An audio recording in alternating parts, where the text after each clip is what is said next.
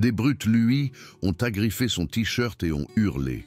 Elle l'a balancé contre un casier. Léa Dubois se déplaçait dans les couloirs du lycée Henri IV comme un fantôme, ses baskets usées ne produisant qu'un léger bruissement sur le sol en linoléum poli.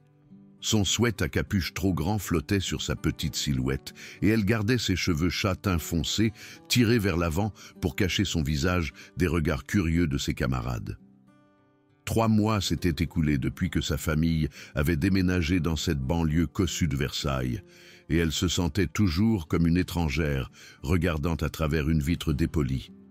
Le lycée lui-même était un vaste monument de briques à la prospérité de la classe moyenne, avec son terrain de foot impeccable, son gymnase ultra-moderne et ses salles d'informatique qui brillaient sous les néons. Les élèves ici conduisaient des voitures qui coûtaient plus cher que le loyer annuel de sa famille et leurs conversations tournaient autour de séjours au ski à Courchevel et de maisons de vacances sur la Côte d'Azur. Léa, avec ses vêtements de seconde main et son attitude discrète, aurait tout aussi bien pu être invisible. C'était ce qu'elle préférait la plupart du temps. L'invisibilité signifiait la sécurité. Et la sécurité signifiait passer une autre journée sans attirer l'attention sur elle. Mais même les fantômes ne pouvaient éviter tous les obstacles, et le sien se présentait sous la forme de Maxime Lefebvre et de sa bande de suiveurs.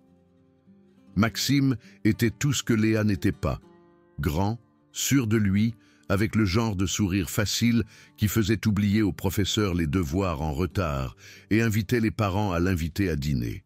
Ses cheveux blonds étaient toujours parfaitement coiffés et il portait son blouson de l'équipe de foot comme une armure, les écussons de football captant la lumière lorsqu'il se pavanait dans le couloir. Derrière lui traînait son équipe habituelle.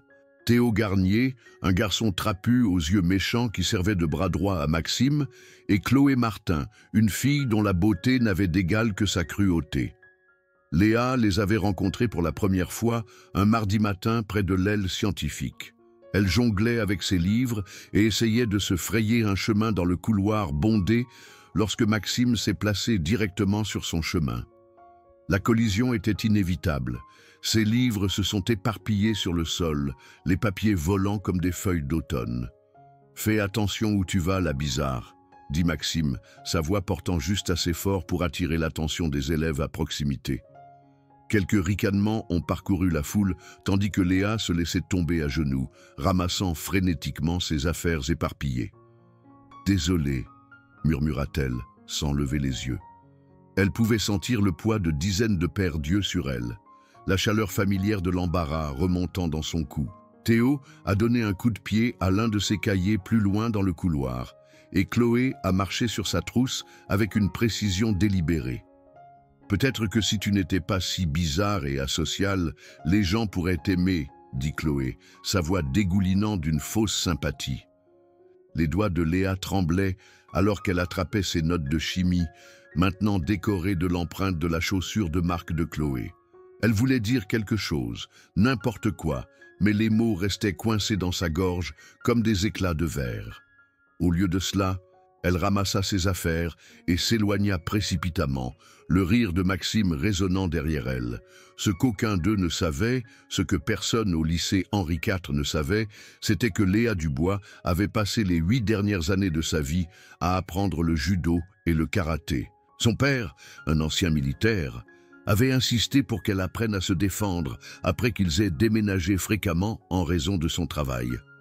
Elle pouvait exécuter un parfait étranglement, s'échapper de n'importe quelle prise de tête et avait obtenu sa ceinture marron juste avant de déménager en région parisienne. Mais la voix de son père résonnait dans son esprit. « Se battre est le dernier recours, Léa.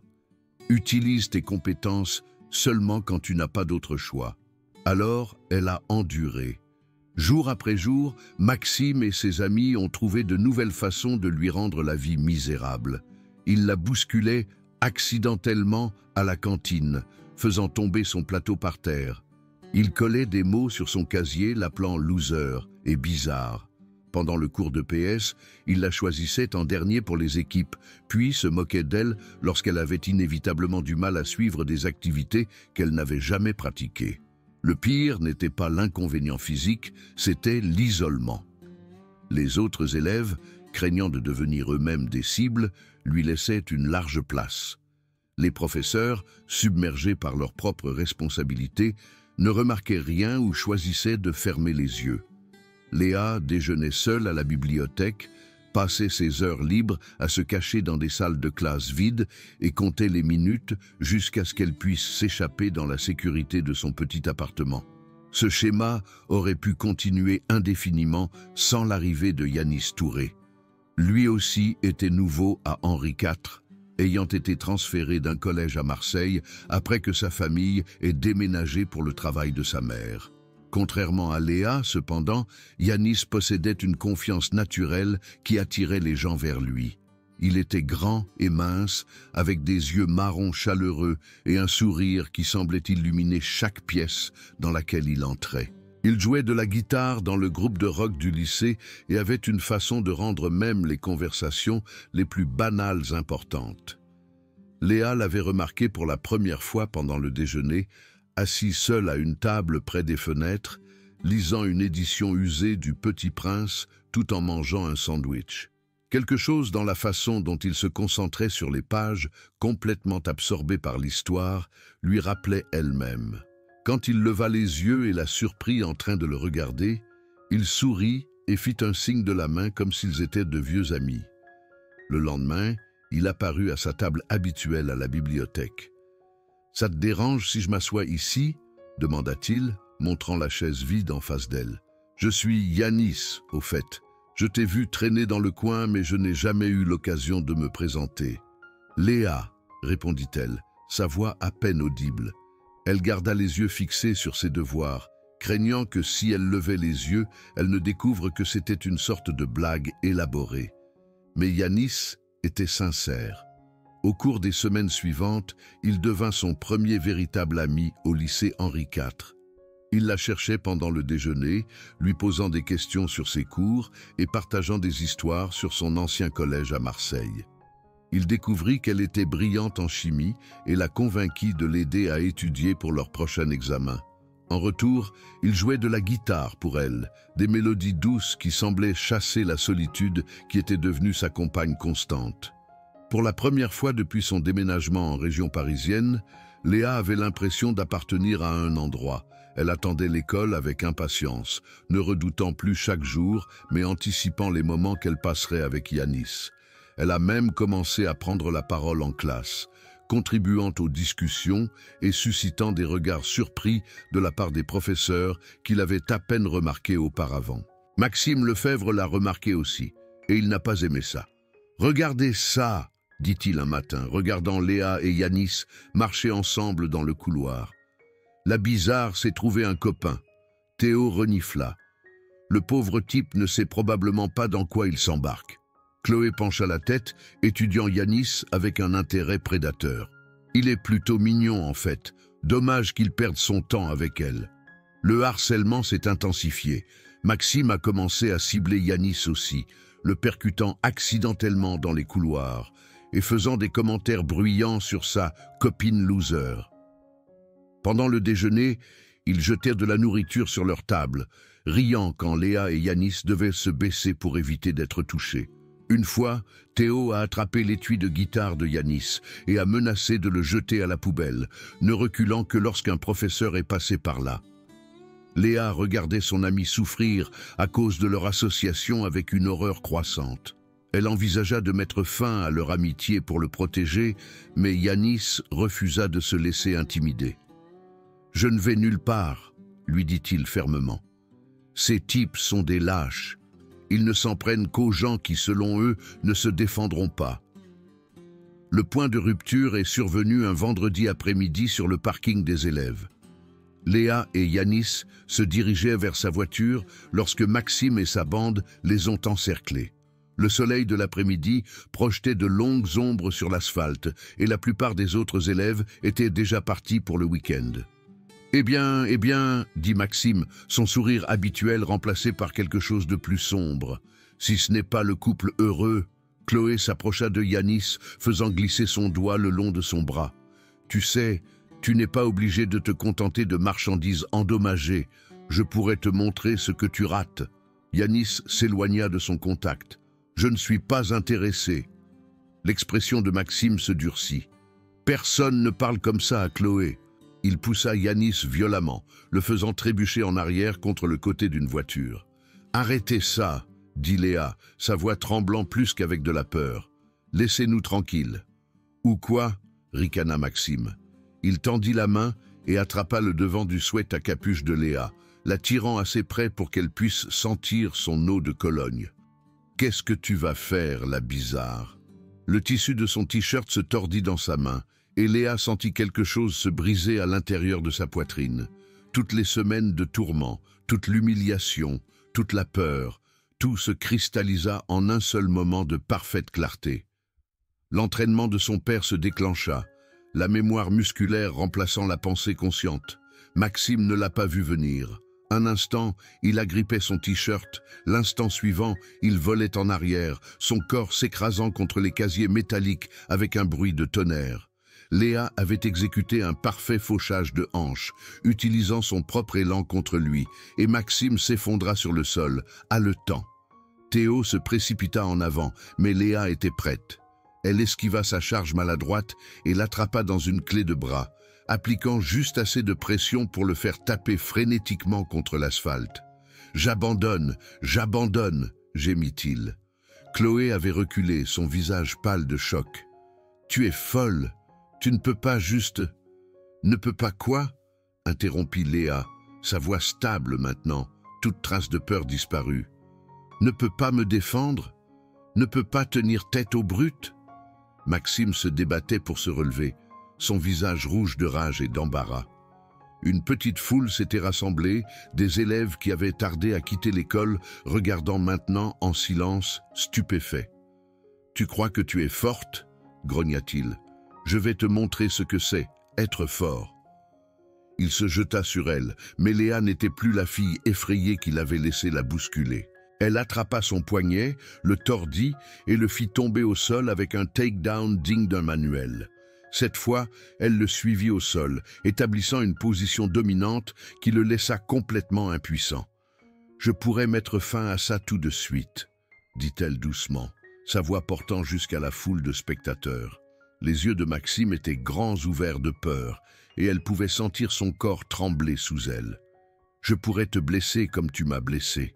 Comme tu as blessé Yanis. » Pendant un moment, le seul son était la respiration laborieuse de Maxime et le bourdonnement lointain de la circulation. Puis Léa se leva, époussetant la poussière de son jean. « Mais je ne suis pas comme toi. » Elle tendit la main pour aider Maxime à se relever, mais il la repoussa et recula précipitamment, son image soigneusement cultivée brisée. « Ce n'est pas fini, » murmura-t-il. Mais la menace sonnait creuse même pour lui.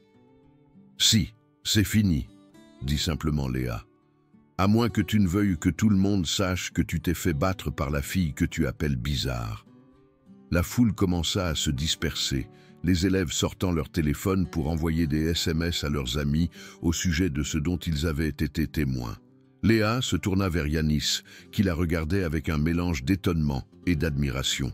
« Où as-tu appris à faire ça ?» demanda-t-il. « Mon père, » répondit-elle. « Il m'a appris que parfois, il faut se battre pour protéger les gens qu'on aime. » Yanis se rapprocha, sa main trouvant la sienne. « Je tiens à toi aussi. » Les mots planèrent dans l'air entre eux, portant un poids au-delà de leur simple construction. Léa sentit ses joues se réchauffer, mais elle ne se retira pas. « Je sais. » Le lundi suivant, le lycée Henri IV avait une atmosphère différente. Les élèves qui avaient auparavant ignoré Léa hochaient maintenant la tête respectueusement lorsqu'elle passait. Les professeurs semblaient remarquer plus facilement ses contributions en classe. Plus important encore, Maxime Lefebvre et sa bande lui laissaient une large place, la tête baissée chaque fois qu'ils se croisaient. Mais le véritable changement se produisit chez Léa elle-même. Elle se tenait plus droite, parlait avec plus d'assurance et ne se cachait plus derrière ses cheveux. Elle avait appris que la force ne consistait pas à être le plus grand ou le plus bruyant, Il s'agissait de savoir quand utiliser le pouvoir que l'on possédait et quand faire preuve de clémence. Maxime l'approcha un après-midi, après le cours de chimie, sa suffisance habituelle remplacée par quelque chose qui ressemblait à de l'humilité. « Écoute, dit-il, évitant son regard, je voulais te dire, je suis désolé, pour tout, tu ne méritais pas ça. » Léa étudia son visage, cherchant des signes de tromperie, mais ne trouva qu'un remords sincère.